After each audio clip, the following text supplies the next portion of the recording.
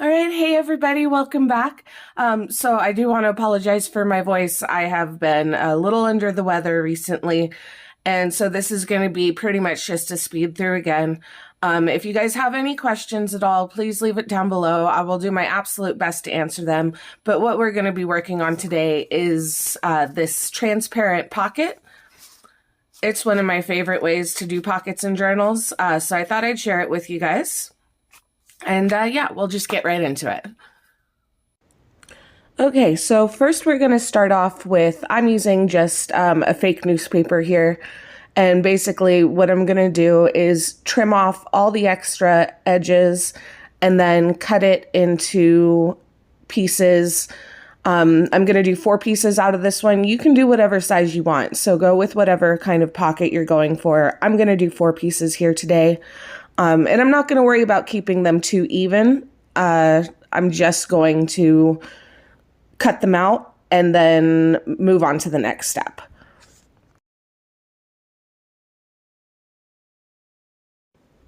All right, so now that I have my 4 pieces, what I'm going to do is I'm going to cut out the center of those. I'm going to use my trimmer for that. You could use an X-Acto blade or whatever you have.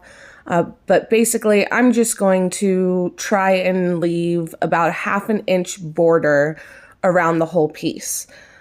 So luckily for me, my cutter has a little measurement side that I can use to kind of eyeball that. Actually, the piece that I'm using to cut, if I line that up with the top or bottom of the page, it's about exactly 1/2 inch. So that's just how I'm going to do that. So I'll do that for all 4 pieces, and then we'll move on to the next step. Okay, so now that we have all those pieces cut out, I'm going to go around on the inside and just distress those with some black soot distress ink. You obviously don't have to do this part. I just like the look of it. So I will quickly go ahead and just ink around the inside of all of those, and then we can move on. Okay, so now that I have all of those inked up, I'm just going to use some double-sided tape to attach these to some acetate. Now, double-sided tape is what works best for me in this situation. You can use glue, but some glues can be kind of finicky when it comes to, attaching to plastic. Double-sided tape is going to work just fine for this because it's going to be on the inside, so you won't be able to see it. It won't change over time, which if you use double-sided tape for fabric and stuff like that, sometimes the glue itself can kind of seep through the fabric and show over time.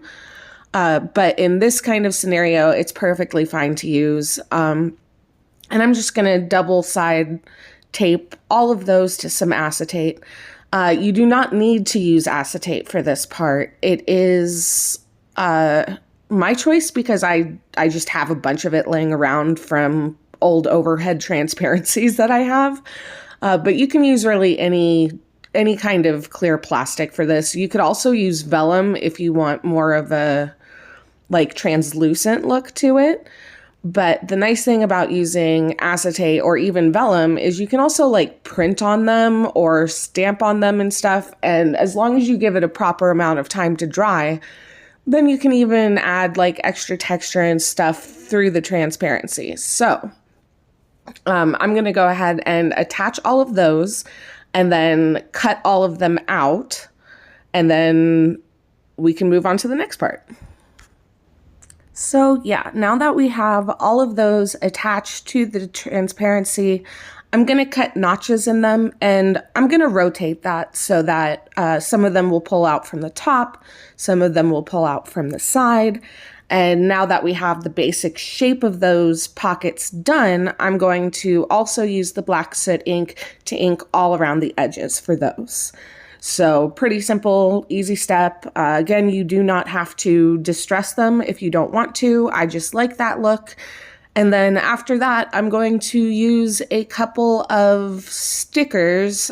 These are washi stickers, but you can use, excuse me, you can use any kind of stickers or pet tape, washi tape that you have. And this is just going to be to add a little bit more interest to the pocket.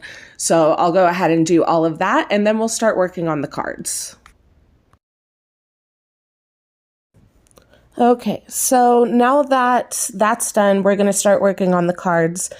And for the cards, I am using these insides that I cut out of the pockets.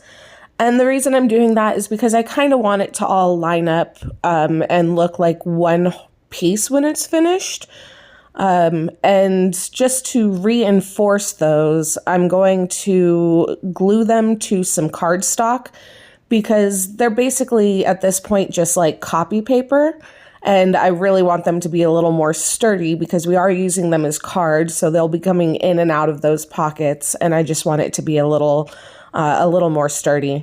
So I'll go ahead and attach those and then cut all of them out. I'm just eyeballing it. You could use, I start off with the trimmer, but I cut them down smaller than that and everything in the end anyway, because they need to fit in the pockets. But I'm just going to cut those out and round the corners. And then for cohesive sake, I'm going to go ahead and do the black soot on the outside of those as well.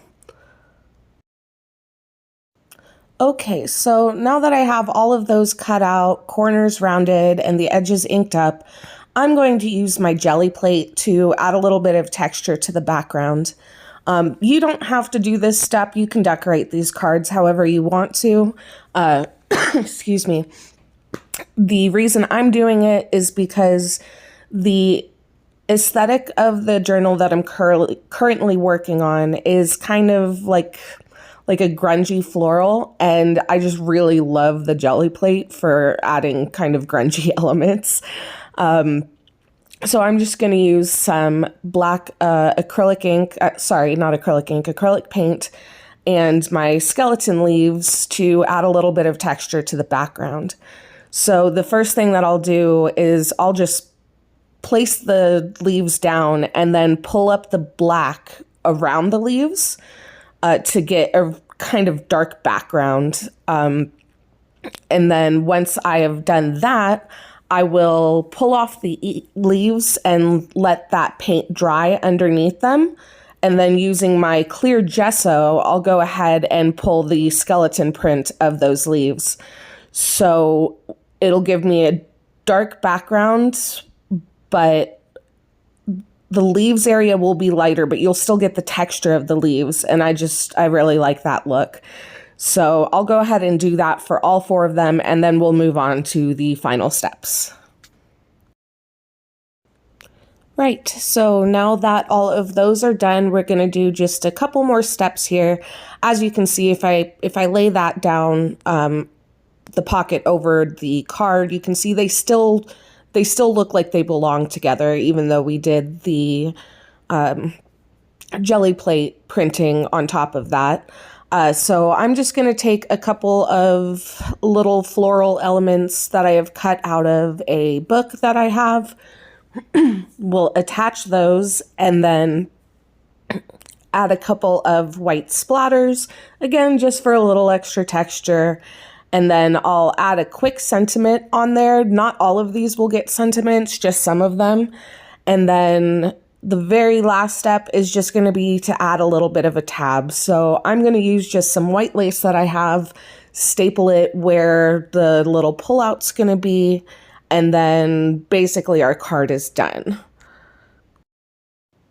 All right, so the last thing we're going to do is just to attach the pocket to a page and a signature, and I'm just doing a regular tea-stained page here, but what's really fun is if you put it on like a patterned paper or a paper with text or something, because then when you remove the card, you can still see that other texture behind the acetate. And for attaching this, I am using the Barely Art Glue. It works just fine for attaching acetate to paper. You could use double-sided tape again, or I don't know, I think art glitter glue would probably work as well. But I'm just using the Barely Art, and because I want a little extra space, the double-sided tape takes up too much space for my purposes for this.